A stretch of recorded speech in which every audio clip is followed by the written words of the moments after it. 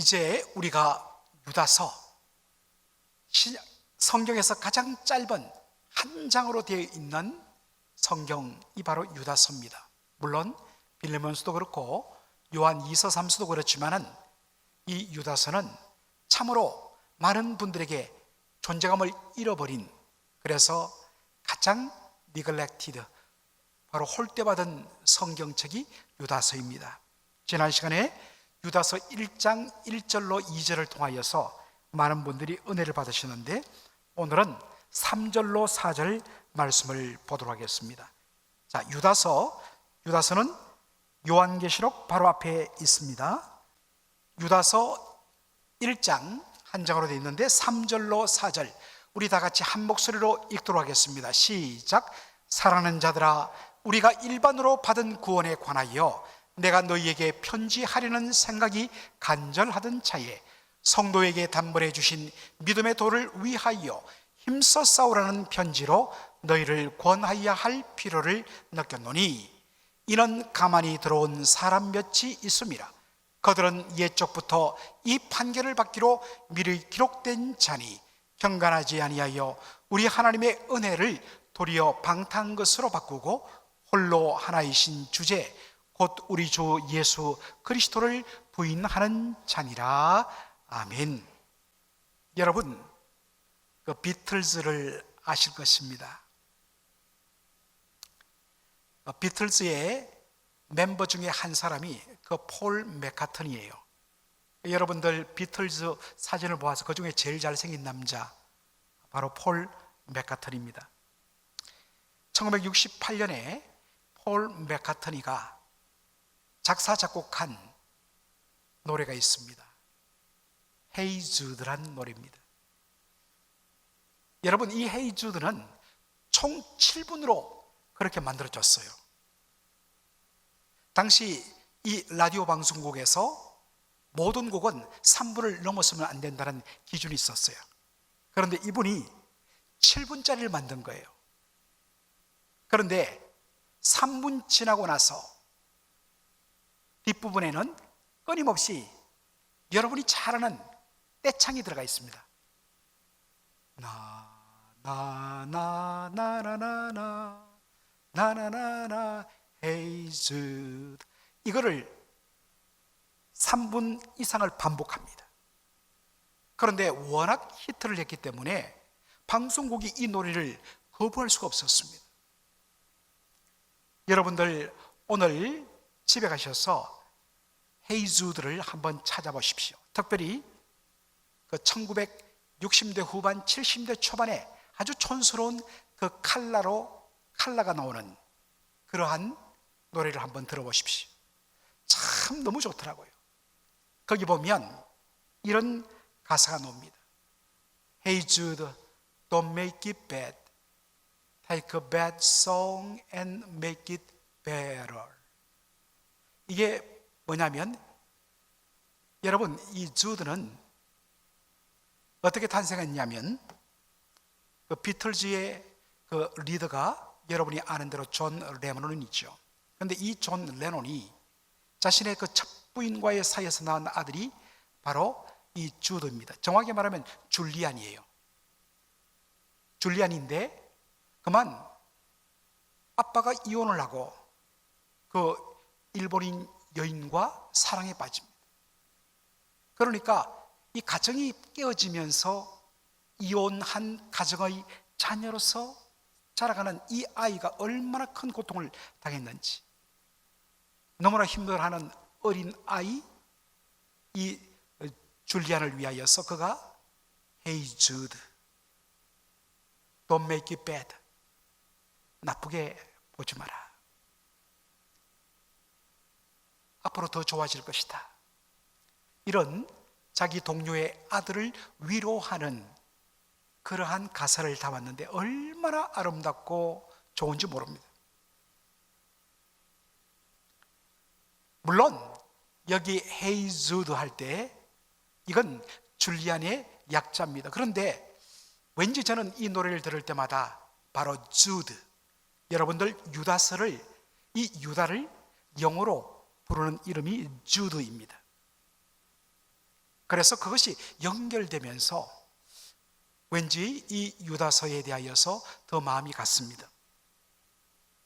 지난 시간에 말씀드린 대로 이 한 장짜리 유다서는 초대교회 성도들의 믿음을 위로 격려하기 위하여 써진 짧은 한 장의 편지입니다. 이 유다서를 시작하며 저자 유다는, 이 주드는 자신이 누구임을 밝힙니다. 뭐라고 밝히죠? 예수 그리스도의 종이요 야고보의 형제인 유다는. 바로 이 유다서를 저술한 유다는 예수님의 육신의 동생, 바로 야고보와 형제인 유다입니다. 그러니까 어머니 마리아의 같은 배를 타고 난 아들이란 뜻이죠. 그런데도 그가 예수가 우리 형님이야 라면서 그렇게 주름 잡는 것 아니라 철두철미하게 자기를 공적으로 예수님과 자신의 관계를 뭐라고 밝히느냐? 나는 예수 그리스도의 종이다. 여러분, 이 고백만 바로 서면 한국교회 세습이 없습니다. 한국교회 타락이 없습니다.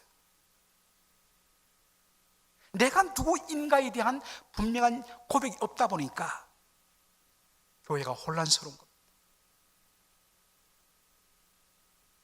우리 모두는 다 예수 그리스도의 종인 것입니다. 오직 교회의 유일한 주인은 예수 그리스도 한 분이라는 사실입니다. 유다는 이 짧은 한 장짜리 편지를 쓴 목적을 3절에서 이렇게 밝힙니다. 3절 우리 다 함께 읽도록 하겠습니다. 사랑하는 자들아, 우리가 일반으로 받은 구원에 관하여 내가 너희에게 편지하려는 생각이 간절하던 차에 성도에게 단번에 주신 믿음의 도를 위하여 힘써 싸우라는 편지로 너희를 권하여야 할 필요를 느꼈노니. 유다는 이 편지를 받는 사람들에게 말합니다. 당신이나 나나 우리 모두가 일반으로 공통적으로 받은 구원에 관하여 내가 너에게 편지하려는 생각이 간절했다. 여러분, 굉장히 중요합니다. 우리가 일반으로 받은 구원은, 예수 믿는 사람들은 모두 다 함께 공통적으로 받는 구원을 가리킵니다.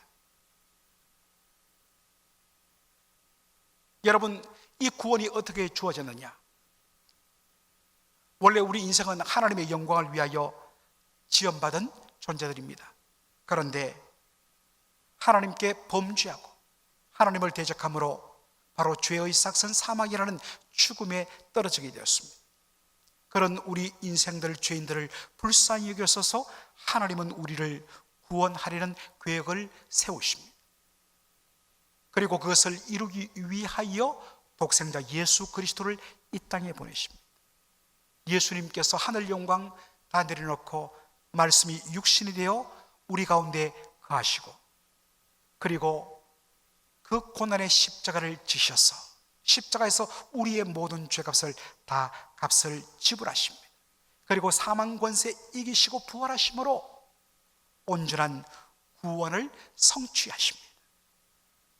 그런데 바로 성부 하나님이 계획하시고 성자 예수님께서 십자가 부활을 통하여 성취하신 이 구원을 우리 각 사람에게 적용시키시기 위하여 이 땅에 임하신 분이 누구냐? 성령 하나님이세요. 그래서 성령께서 오셔서 하시는 일이 뭐냐면 죽었던 우리의 영혼을 거듭나게 하십니다. 영적으로 죽으면 죽은 존재는 절대로 반응할 수 없습니다. 그렇기 때문에 예수님이 십자가와 부활을 통하여 이루신 이 놀라운 구원의 은혜에 대하여 반응하기 위하여 첫 번째가 바로 살아나야 합니다. 그래서 성령께서 born again, 죽었던 영혼을 다시 살려내십니다. 그런 다음에 바로 조명, 말씀의 빛을 비춥니다. 캄캄하여서 보지 못했는데 빛이 뚫고 들어오면서 말씀의 빛이 환하게 비치는데 그 말씀에 비답해 자신이 죄인인 것, 그리고 우리의 어떠한 열심과 노력과 행위로도 절대적으로 어려우신 하나님, 거룩하신 하나님 앞에 설 수 없는 죄인이라는 사실을 알고 탄식하며 회개합니다. 그러한 우리 인생에게 오직 하나님께서 우리를 위하여 예비하신 유일한 구원의 길, 하나님의 독생자 예수 그리스도의 십자가와 부활을, 이 놀라운 은혜를 그저 믿기만 하면 값없이 의롭다함을 받고 구원받는 놀라운 복을 알려주십니다. 그리고 감동하셔서 이것을 온전히 믿음으로 받아들이게 합니다. 그 순간에 믿음으로 구원받고 믿음으로 의롭다함을 받는 놀라운 선물을 받게 되는 것이죠. 이렇게 값없이 구원받은 성도들의 삶은 이제 자신을 위하여 사는 것이 아니라 나를 위하여 자기 몸을 버리신 그 예수 그리스도를 위하여 살아가는 삶이 됩니다. 내가 거룩하니 너희도 거룩하라.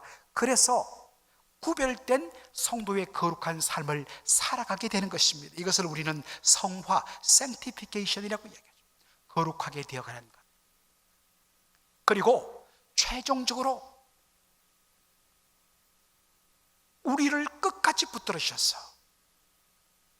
온전히 최종적인 구원의 영광에 들어가도록 그렇게 우리를 영화롭게 하시는 이 놀라운 은혜, 이것이 바로 우리가 일반으로 받은 구원입니다.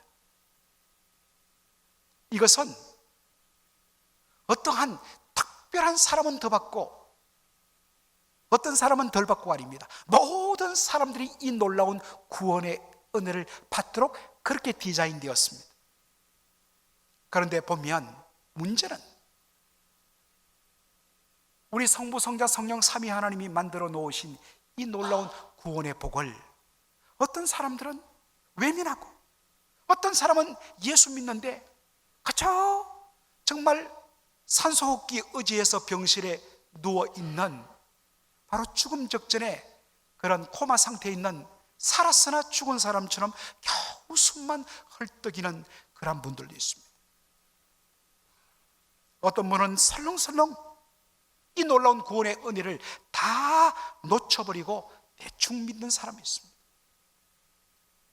반면에 어떤 분들은 이 놀라운 구원의 축복을 온전히 누리며 하나님의 자녀됨의 복을 누리며 예수 믿는 바로 믿음의 제자의 삶을 살며 믿음과 소망과 사랑 가운데서 장차 우리에게 주어질 그 글로리피케이션, 우리를 영화롭게 만드실 마침내 완전한 구원에 들어가게 하실 그 놀라운 은혜를 온전히 믿음으로 누리며 그 복들을 누립니다. 여러분들은 지금 어떠한 상태에 있습니까? 우리 모두에게 일반으로 주신 이 구원의 은혜에 대하여 우리가 받은 이 놀라운 구원이 어떤 것인지를 자세하게 설명을 해야겠다는 필요성을 간절히 느꼈다는 것입니다. 유다는 이것을 이렇게 말합니다. 성도에게 단번에 주신 구원의 도, 단번에 주신 믿음의 도라고 이야기합니다. 여기 단번에 주셨다라는 말은 두 번, 세 번. 여러분 왜 두 번, 세 번이 필요할까요? 앞에 첫 번째 준 것이 좀 부족하거나 못하기 때문에 두 번, 세 번 주는 것입니다. 한 번으로 충분하면 더 이상 설명이 필요 없죠. 그러므로 성도에게 단번에 주신 믿음의 도란 것은 조금 더 변함없는, 조금 더 타협의 여지가 없는 불변의 구원의 진리라는 뜻입니다. 이것에 대하여 요구하는 것이 뭐냐? 힘써 싸워야 된다.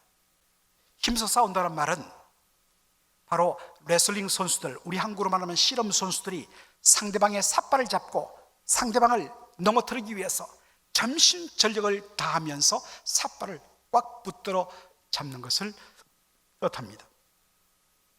건강한 신앙은 정말 우리에게 주어진 이 믿음에도 어떻게 우리에게 구원의 축복이 주어졌고 이 구원받은 자가 어떻게 믿음 생활을 해야 되는가 하는 이 놀라운 절대 불변의 믿음의 도를 위해서 힘써 싸워야 된다. 잘못된 그 가르침을 가지는 사람들에게 틀렸다고 우리가 변정해야 하겠지만 무엇보다 자신이 이 바른 구원의 진리를 완전히 자신의 것으로 소화해야 된다는 말입니다. 제가 원하는 교회의 모습이 바로 이런 모습입니다. 여러분, 다 중요하지만 가장 중요한 이 단번에 주신 믿음에도 우리가 일반으로 받은 이 구원의 진리에 대하여서 특별히 구원론 중심으로 성부 하나님이 계획하시고 예정하시고 성자 예수님이 성육신과 십자가 부활을 통하여 성취하시고 성령 하나님께서 각 사람에게 거듭남과 조명과 그리고 믿음과 회개를 통하여서 허락해 주신 이 놀라운 구원의 진리를 체계적으로 반복적으로 그렇게 해서 완전히 성도들 각자에게 소화되고 또 그 다음 단계에서는 이것을 더 깊이 가르쳐서 정말로 개인적으로 굳건한 믿음에 서게 하며 이제는 다른 연약한 성도들을 가르치는 목사가 다 할 수 없어요. 저에게 그렇게 훈련받던 여러분들이 연약한 자들을 함께 돌보는 그런 일들 얼마나 교회가 건강하겠습니까? 특별히 그렇게 바른 구원의 복음, 바른 믿음의 도에 성도 한 사람 한 사람이 딱 서 있으면 바른 진리의 앞에서 거짓된 가르침들, 왜곡된 가르침들, 이단의 가르침들이 그대로 다 분별이 되게 되어 있습니다. 그래서 자신은 말할 것도 없고 연약한 성도들을 지킬 수 있기 때문에 바로 단번에 주신 믿음의 도를 붙들기 위해서 힘써 싸워야 된다. 제가 이제 치료의 과정을 다 끝마치면 저는 정말로 우리 성도들 한 분 한 분에게 가장 기본이 되는 이 구원의 도리, 구원론 이것들을 아주 체계적으로 제가 훈련을 시킬 겁니다. 그래서 정말 일당백의 역할을 하는 여러분, 예수 믿으려면 제대로 믿으십시오. 그저 예배만 참석하고 그렇게 해서는 여러분 절대로 영적으로 성장 못합니다. 무섭도록 말씀을 배워야 돼요. 그럴 때 내가 살 수 있습니다. 내가 살고 다른 사람을 살려낼 수가 있습니다. 그래야 건강한 교회가 됩니다.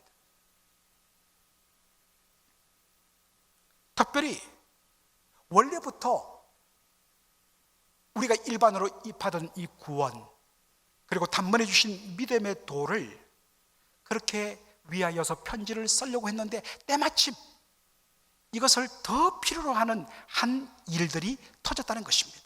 그게 뭐냐? 바로 유다서 1장 4절에 있는 말씀입니다. 다 함께 읽도록 하겠습니다. 이는 가만히 들어온 사람 몇이 있습니다. 그들은 옛적부터 이 판결을 받기로 미리 기록된 자니 경건하지 아니하여 우리 하나님의 은혜를 도리어 방탕한 것으로 바꾸고 홀로 하나이신 주제 곧 우리 주 예수 그리스도를 부인하는 자니라. 여러분, 교회에 어떠한 사람들이 들어왔다고요? 가만히 들어온 사람들. 여러분, 가만히 들어왔다, 몰래 들어왔다, 이건 뭐랄까요? 바로 자신의 존재를 감추고 마치 의로운 신앙인인 것처럼 바른 믿음을 가진 사람인 것처럼 자신을 딱 위장하고 몰래 침투했다라는 말입니다. 겉으로는 잘 믿는 경건한 신자인 척 가장했지만 실질적으로는 바로 거짓된 가르침을 조심조심 몰래 퍼뜨려서 성도들의 믿음을 뒤흔들고 결국에는 교회를 병들게 만들고 무너뜨리기 위하여 가만히 몰래 그렇게 침투했다라는 것입니다. 예수님은 어떻게 이게 가능합니까? 여러분, 예수님께서 번번이 말했습니다. 거짓 선지자와 거짓 선생들을 양의 탈을 선 이리 늑대의 예수님이 얼마나 많이 비유했습니까? 오늘날 특별히 우리 한국 교회에 이단들이라든지 사이비 활동이 많습니다. 그런데 이것은 오늘 20세기, 21세기 오늘의 문제가 아니라 예수님 당시, 그리고 예수님이 성천하신 이후에 초대교회에서부터 이러한 거짓된 가르침을 가진 자들이 많이 일어났다는 사실. 한동안 한국교회는 그 신천지라는 이만희의 신천지 장막성전, 이 이단에 의해서 너무나 큰 피해를 당했습니다. 그런데 요즘에는 미국의 대도시 LA, 뉴욕 이런 대도시에 벌써 파고들어서 얼마나 많은 그러한 성도들을 그렇게 그곳으로 끌고 가고 있는지 모릅니다. 여러분 많이 들으셨지만 신천지를 비롯해서 이단들은 교회에 침투할 때 자기를 감춥니다. 처음에는 열심과 헌신을 보입니다. 야, 저렇게 잘 믿는 사람, 저렇게 헌신하는 사람이 있을까라고 생각할 정도입니다. 그렇게 해서 한 1년, 2년 정도 사람들의 신뢰를 받고 나서 그 다음에는 말합니다. 야, 참 아주 좋은 성경부가 있는데 귀에 쏙쏙 들어오는데 한번 가보지 않겠느냐고. 이렇게 해서 한 사람 두 사람을 보습해서 그렇게 교회 밖으로 데리고 나가거나 아니면 산 옮기기라고 해서 아예 그 교회를 완전히 접수해버리는 그런 일들이 한국교회에 빈번했습니다. 제 후배 목사님이 담임 목회를 갔는데 얼마나 처음에는 전화하면 목사님 너무 행복합니다. 야, 기가 막혀요. 막 그러더니 한 1년 지나고 나서 목소리에 풀이 죽었어요. 알고 봤더니 그 교회에 찬양 사역자가 한 사람 들어왔는데 얼마나 1년간 잘 섬기는지. 그래서 모든 그 한 100한 몇십 명 모이는 교회에 성도들의 마음을 다 사로잡았어요. 그런데 어느 날 보니까 젊은 가정들을 대상으로 해서 작업을 해서 정말 젊은 가정 한 10여 가정, 이제는 우리 한인 이민교회가 고령화되는데 그 10여 명 젊은 가정들이 얼마나 소중하겠습니까? 다 포섭을 한 거예요. 그래서 어느 날 딱 교회를 가봤더니 다 데리고 떠나버린 거예요. 여러분, 바로 이단들을 분별하며 정말 건강한 교회를 지키는 방법은 다른 것이 없습니다. 어떤 분들은 목사님, 이단 교리들 가르쳐 주셔서 이 이단은 이런 문제가 있습니다. 저 이단은 저런 문제가 있습니다. 여러분, 그 제가 백날 가르쳐 봐야 여러분에게 도움 안 됩니다. 여러분, 한국의 외환은행에 하루에 몇백만 불을 미국 달러를 취급하는 사람들이 있는데 진짜 화폐와 가짜 화폐를 구분하는 유일한 방법이 뭐냐? 가짜 화폐가 화질이 어떻고 어떠한 카피를 썼고 그거 아닙니다. 진짜 화폐를 매일 수천 장 만진다는 거예요. 그래서 손으로 딱 잡으면 가짜가 그냥 드러난다는 거예요. 진짜만 알면 됩니다. 예수님께서 우리에게 주신 이 바른 구원의 교리를 우리가 확신하고 그리고 성경을 어떻게 볼 것인가, 바른 성경 해석법에 대하여 분명한 기준과 교육만 되면 여러분 어떤 이단이라도 여러분이 막 어떤 면에서는 체계적으로 교육을 받은 저와 같은 목회자들처럼 할 수 없어요. 그러나 분명한 것은 이건 가짜다, 이건 문제 많다, 딱 정확하게 여러분이 구분할 수 있어요. 신천지를 비롯하여 수많은 이단들의 특징은 뭐냐? 자기들이 필요한 그 단어가 나오는 성경 구절을 뽑아와서 그 단어를 뽑아서 그렇게 나름대로의 논리를 가지고 전개합니다. 얼핏 그들의 말을 들으면 와, 기가 막히게 말씀이 그렇게 딱딱 떨어진다라고 하는 거예요. 여러분 그거 조심해야 돼요. 여러분 성경 해석의 가장 중요한 기본 원칙은 뭐냐? 말씀을 읽을 때는 항상 어떻게 읽으라고요? 앞뒤 문맥을 함께 읽어야 돼요. 앞뒤 문맥을 함께 읽으면 이단들이 자기가 필요해서 어떤 구절만 딱 따왔는데 앞뒤 읽어보니 그 단어는 그런 뜻이 아니다라는 겁니다. 특별히 여러분들 어떤 이단이라고 알려진 사람과 대화할 기회가 있으면 어떤 그 사람이 성경 구절을 할 때 잠시만요 멈추세요, 앞뒤 한번 읽어봅시다. 그 사람들이 당황합니다. 그리고 성경 해석의 두 번째 원칙은 성경은 무엇보다 항상 읽을 때 문법적, 역사적 배경을 가지고 읽어야 합니다. 이단들의 특징은 항상 성경 구절을 비유로 풀려고 합니다. 물론 성경을 보면 예수님께서 비유를 사용하여 하나님 나라를 설명한 부분이 있습니다. 그때는 반드시 밝힙니다. 이것은 비유로 말하는 것이라. 그래서 항상 뭐뭐는 뭐뭐와 같다라고 비유라고 밝힙니다. 그러한 부분은 비유로 봐야 됩니다. 그러나 그렇지 않은 부분은 철두철미하게 일단 문자적, 문법적, 여러분 덮어놓고 믿으면 안 됩니다. 하나씩 따져야 됩니다. 그렇게 하면 여러분들 절대로 넘어지지 않습니다. 그런데 무조건 처음부터 끝까지 이것은 뭐를 빗대는 것이고 이것은 뭐를 비유하는 것이다, 100% 이단입니다. 이런 이단들은 옛적부터 예비된 판결, 심판을 받기로 이미 성경에 나와 있다는 것입니다.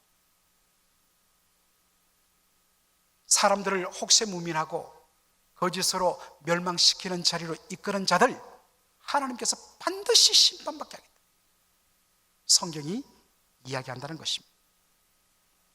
자, 그렇다면 이제 마무리하면서 초대교회 당시 몰래 가만히 교회 속으로 침투해 들어온 이 거짓된 교사들, 이단들이 퍼뜨린 내용이 뭐냐? 첫째는 우리 하나님의 은혜를 도리어 방탕한 것으로 바꾼 것이라는 것입니다. 여러분, 여기에서 말하는 하나님의 은혜는 값없이 거저 주시는 구원의 은혜를 말합니다. 그런데 이단들은 이 값없이 거저 주셨다, 우리의 모든 죄를 다 용서해 주셨다라는 이 복음의 진리를 교묘하게 바꿔버립니다. 이들은 뭐라고 얘기하느냐?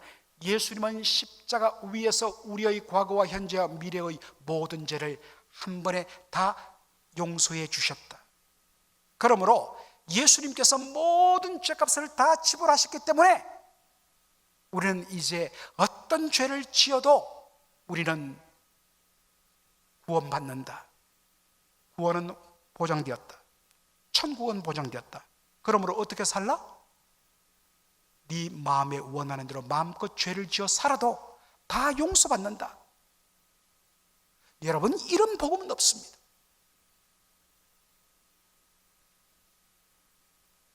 우리가 값없이 그저 죄사함을 받았기 때문에 이제 은혜를 받으려고 죄 가운데 가겠느냐? 그럴 수 없느니라. 우리는 예수님과 함께 십자가에서 죄에 대하여 죽었다. 이제 우리는 오직 의에 대하여, 하나님의 영광을 위하여, 말씀을 위하여 살아가야 할 존재라는 것입니다. 그런데 거짓 이단들은 어떻게 한다고요? 다 제사함 받았기 때문에, 이제는 구원받았기 때문에 너희들 하고 싶은 대로 다 해도, 특별히 여러분 여기에 방탕이란 이 말, 성적인 타락을 가리킬 때 쓰는 단어입니다. 한국에 이단 중에 구원파라는 것이 있습니다. 구원파가 몇 갈래가 있는데, 지난번에 그 유병헌, 세월호 사건 그 배후에 있던 유병헌, 그것도 구원파지만 이제는 그 허물어져 버렸어요. 그런데 한국에 가장 득세하고 있는 구원파 그룹이 바로 박옥수 그룹입니다. 이들은 죄사함의 비밀이란 제목으로 항상 부흥회를 합니다. 박옥수는 말합니다. 예수님이 우리의 과거와 현재와 미래의 모든 죄를 다 용서해 주셨기 때문에 더 이상 우리는 회개할 필요가 없다라고 주장합니다. 종종 우리 성도들이 한 번씩 목사님 이건 너무 은혜롭습니다. 어떻게 이렇게 은혜로운 찬양을 할까요? 라고 보내주는데 뭔가 느낌이 쎄해요. 은혜롭기는 은혜로운데 그래서 밑을 착 보면 그라시아 합창단이라고 되어 있어요. 여러분 이게 박옥수 집단이 자신들의 이단 교리를 퍼뜨리기 위하여 만든 음악 선교단체입니다. 여러분 그런 것들은 가까이 하면 돼요. 분별할 줄 알아야 돼요. 어떤 분이 캘리포니아에 있을 때 목사님 세상에 이런 천상의 하모니가 없습니다 해서 보여준다 보니까 밑에 보니까 바로 몰몬교 그 남성 합창단이에요. 여러분 이런 것들을 분별을 잘해야 돼요. 물론 예수님은 십자가에서 피 흘려 죽으심으로 단번에 영원한 속죄를 이루셨습니다. 모든 죄의 값을 다 지불하셨습니다. 그 결과 율법의 저주에서 우리를 속량해 주셨어요. 여러분 우리가 예수 믿고도 우리는 죄를 짓습니다. 원칙적으로 말하면 율법의 저주란 것, 죄의 삭은 사망입니다. 율법을 어기고 죄를 지으면 어떻게 된다는 거예요? 죽는다. 그런데 하나님께서는 바로 예수님의 십자가 보혈의 그 놀라운 공로에 근거하여서 우리를 향하여 율법의 저주를 내리지 않습니다. 그래서 우리는 오늘 이렇게 살아있는 것입니다. 그러나 여러분 알아야 할 것은 죄란 것은 근본적으로 모든 관계를 깨트리고 파괴하고 가로막습니다.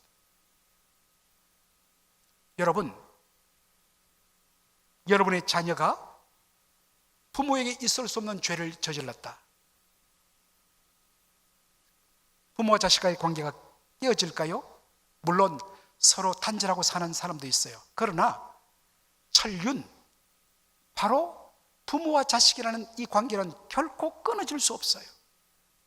그러나 죄는 그 관계를 멀어지게 만듭니다. 다시 관계를 회복하기 위해서는 반드시 지연주에 대하여 회개가 필요합니다. 그러므로 회개는 예수 믿는 우리에게 여전히 유효한 바로 믿음의 수단입니다. 진짜 구원받은 자는 두 가지 삶, 거룩하고 의로운 삶을 위하여 힘을 써야 됩니다. 그러다가 우리가 넘어지고 범죄했을 때는 주님 앞에 회개하며 주님과의 바른 관계를 회복해야 하는 것입니다. 두 번째로 이 이단들은 홀로 하나이신 바로 주제, 곧 우리 주 예수 그리스도를 부인하는 자들이라 말하고 있습니다. 예수 그리스도를 부인한다, 예수님의 구원자 되심을 나 안 믿어, 이런 뜻이 아닙니다. 말씀을 잘 보십시오. 홀로 하나이신 주제, 모든 것을 주관하고 다스리는 주권자, 곧 우리 주 예수 그리스도를 부인하는 자들. 예수님은 십자가에서 우리의 모든 죄값을 다 지불하심으로 우리의 구원자가 되셨습니다. 그런데 여러분, 예수님께서 십자가에서 우리의 죄값을 다 지불하셨기 때문에 우리는 그의 피로 값주고 사신 바가 되었어요. 그러므로 예수 믿는 모든 사람, 구원받은 모든 사람은 다 주님의 값을 지불하고 피로 값주고 사신 주님의 것, 주님의 소유가 되었습니다. 바로 이것을 고백하는 것이 우리 주 예수 그리스도입니다. 이제 예수님은 나의 전부가 되십니다. 이제 저의 삶은 오직 주님의 영광을 위하여 사는 삶이 되겠습니다. 그런데 가만히 돌아온 이단들은 뭡니까? 예수 믿고 천국 가는 것 대좋게, 그런데 예수 믿고 구원 가는 것 보장받았으니 이제 이 땅에서 네가 너의 인생의 주인이 되어서 네가 하고 싶은 대로 다 행복하게 살라. 이게 이단들의 가르침이란 것입니다. 여러분, 사실은 오늘날도 여러분 가운데 정말 여전히 예수 믿는데도 내 고집대로 하고 내 뜻대로 하고 싶고, 이건 예수님의 주되심을 부인하는 죄가 되는 것입니다. 예수를 제대로 믿는다는 것은 예수님께서 나를 죄와 사망에서 구원한 구원자일 뿐만 아니라 나를 피로 값주고 사신, 그러므로 그분이 나의 진정한 주인이 되신다. 내 뜻대로 살지 않고 주님 뜻대로 살겠다. 내가 하고 싶은 대로 예수 믿고 신앙생활하는 것이 아니라, 주님, 과연 이것이 주님을 기쁘시게 하겠습니까? 주님이 기뻐하시는 일이겠습니까? 물어보라는 것입니다. 이게 우리 주 예수 그리스도를 부인하지 않고 바로 믿는 믿음의 길이라는 것입니다. 사랑하는 성도 여러분, 어떤 의미에서 이 거짓된 가르침은 멀리 있지 않습니다. 교묘하게 우리의 삶 속에 지금 그런 씨앗들이 뿌려지고 있습니다. 다시 한 번 더, 바른 복음의 진리에 근거하여서, 바른 구원론에 근거하여서 내가 믿는 믿음을 바로 세워서 정말 예수 믿되 제대로 한번 제대로 예수를 믿는 저와 여러분의 삶이 되기를 주님의 이름으로 축원합니다. 아멘. 기도하겠습니다.